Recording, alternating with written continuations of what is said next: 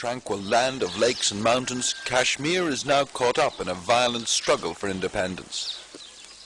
Most of Kashmir's 7 million people are Muslim, and since 1947, India has claimed this state as her own.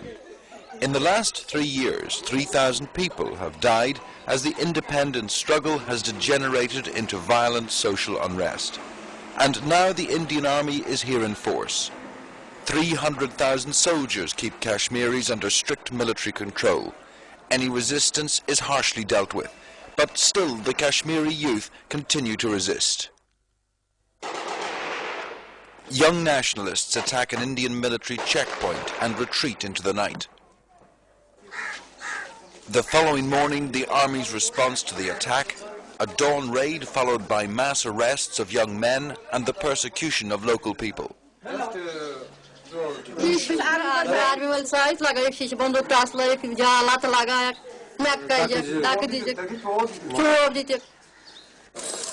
Here in the town of Handwara, a soldier was shot dead. The army's response, 300 shops and residences burnt to the ground. Such action is now almost normal, but more recent incidents have raised widespread concern about the Indian Army's continuing role in Kashmir. The army agreed that they did enter the village of Kunan Pushpura on the night of the 23rd of February. They say they questioned people and found some arms. But these people have given human rights investigators a more harrowing account of what took place. They say the men of the village were taken from their homes and tortured, and that at least 53 women left alone with their children were gang raped.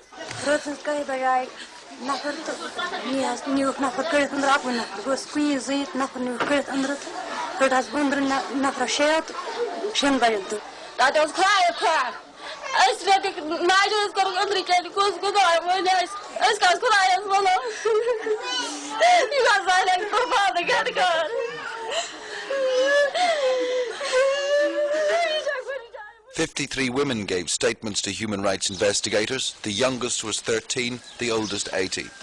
This woman was pregnant at the time of the incident. She says that 3 days after she was raped and beaten, her child was born with a broken arm.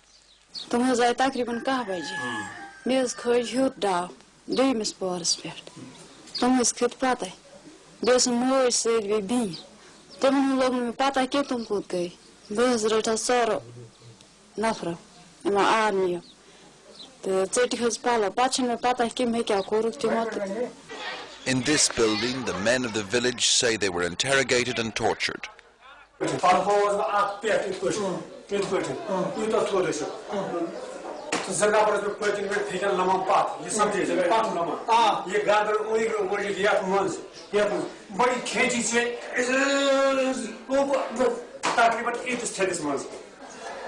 These scars are allegedly caused by electric wires. What happened that night has left many families in ruin. Husbands have left their wives, young unmarried girls have seen their prospects of marriage vanish as word of the incident spreads through the area.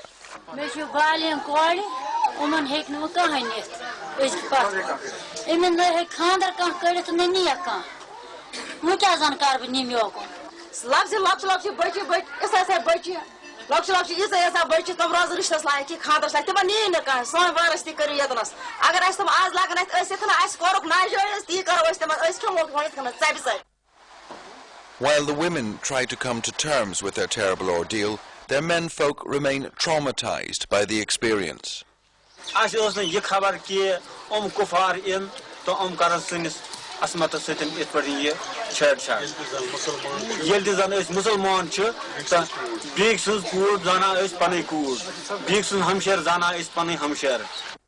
The nearby town of Kupwara.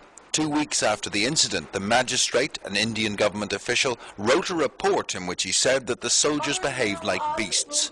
Mr. Yesson is used to dealing with complaints about the army. Here, another complaint about army harassment and arrest.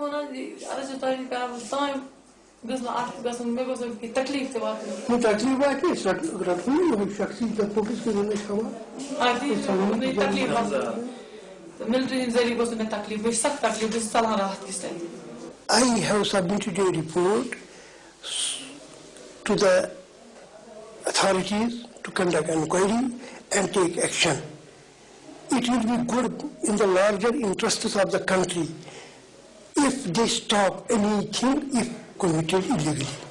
Abdul Ghani is a former member of the Kashmiri state legislative, now disbanded. He believes India has lost Kashmir. By their acts and deeds, they are alienating the people of Kashmir day by day. They are actually alienating the hearts of the people. I would just pinpoint in one word that they are losing the soul of Kashmiri people day by day, and by this act, actually the whole Kashmir has been shaken, people of Kashmir.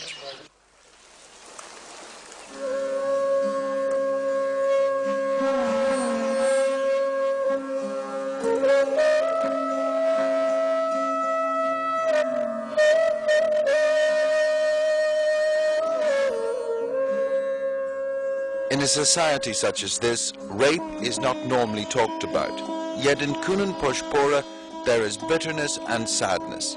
Lives have changed, relationships shattered.